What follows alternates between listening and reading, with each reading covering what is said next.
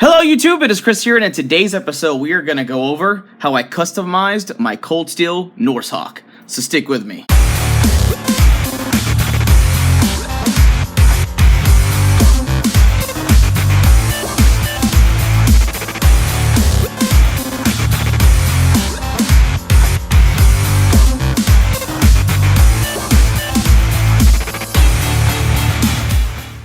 Welcome back everybody, and thank you for sticking with me. Like I said, we are going to go over how I modified and customized this Hawk.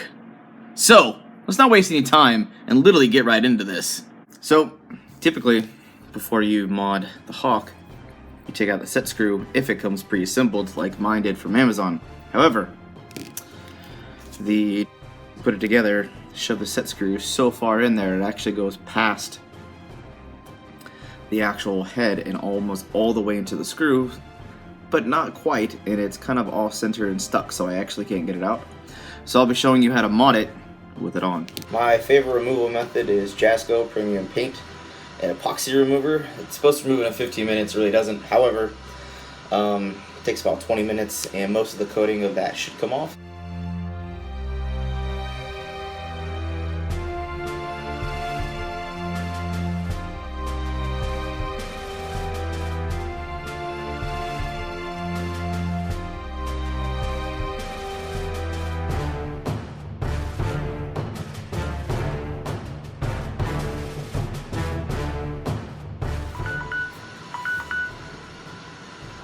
Alright, so we're done with that. Now, I'm a big disbeliever in the use of water. I hate using water on carbon steel as much as I can. So, we're using Windex.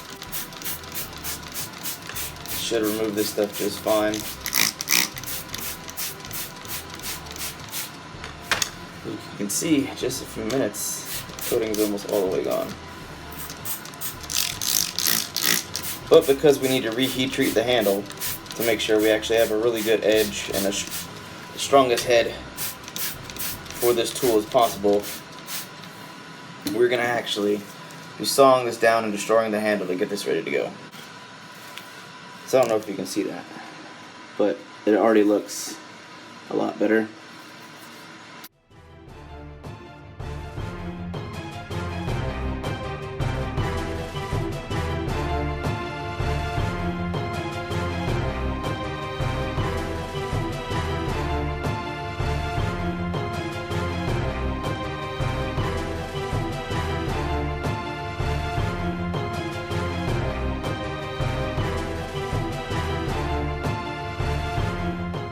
Someone along the way said that I wasn't actually reheat treating these, so here you go.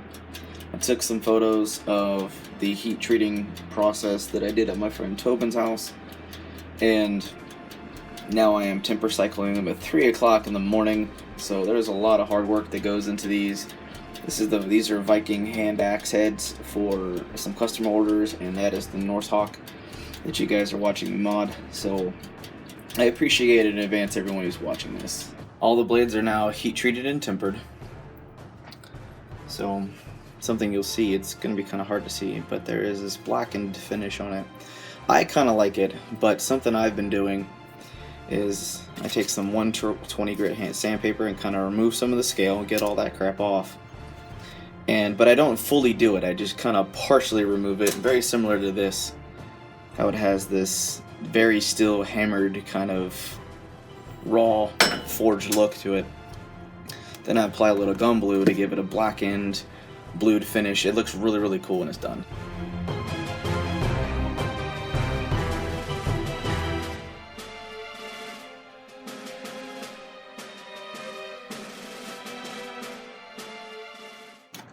Now, let's take a little bit of Windex. Clean all this gunk off.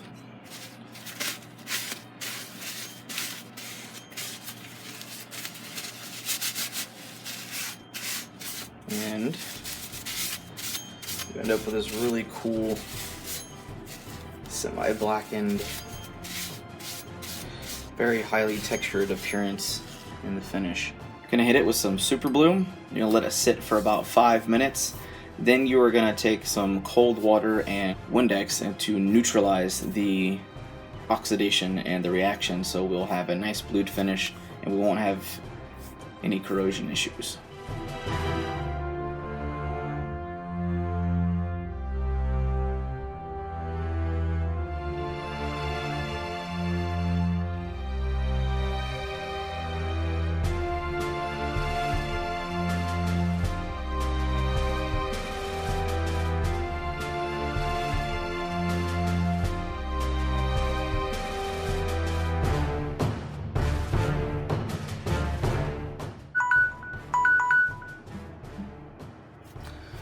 Alright, we're done. Now we're going to clean it up, then we'll jump to the handle. I'm going to start working on the handle, and I'm going to be taking my Mora and slowly taking any and all of this coating off the blade.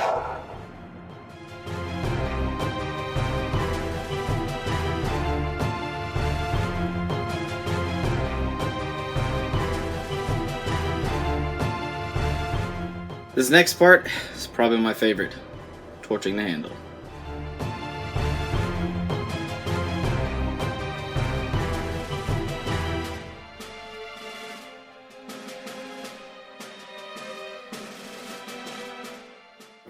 I don't know about you, that looks pretty cool.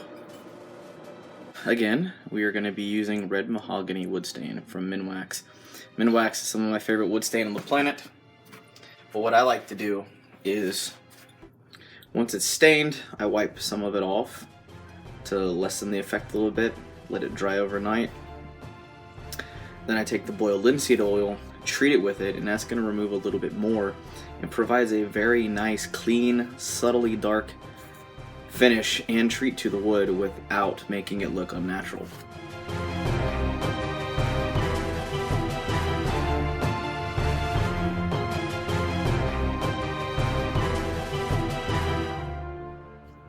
Now it's officially fully stained. I like it, it looks really good, but you can see it's definitely, you can tell it's been stained.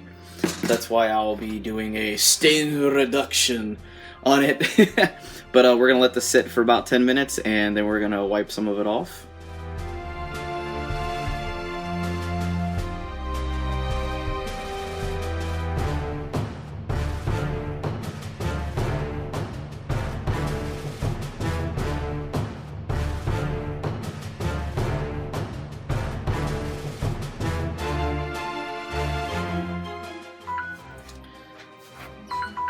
Alright, 10 minutes is up.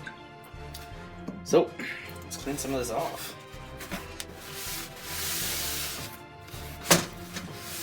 I'm gonna wipe some of this off. And you can see it's not a lot, it's just a little bit coming off.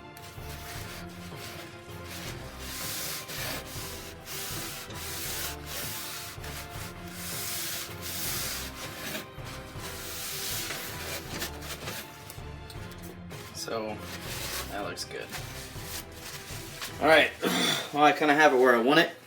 So I'm going to let this completely, utterly set in and dry overnight. And then we are going to hit it with the boiled linseed oil, seal it up.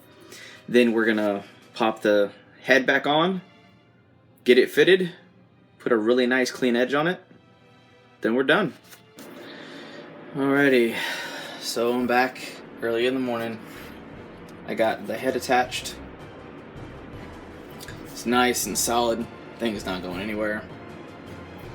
It's nice and dry. Now we're gonna go seal it with some boiled linseed oil.